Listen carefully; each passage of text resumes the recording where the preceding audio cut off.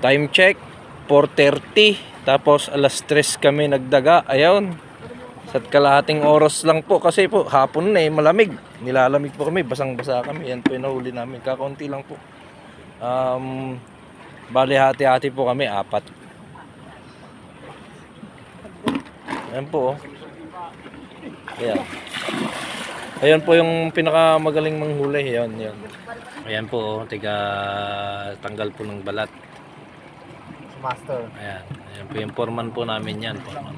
Foreman Mike. Ayan po yung taga huli namin. Magaling po yan. Ayan.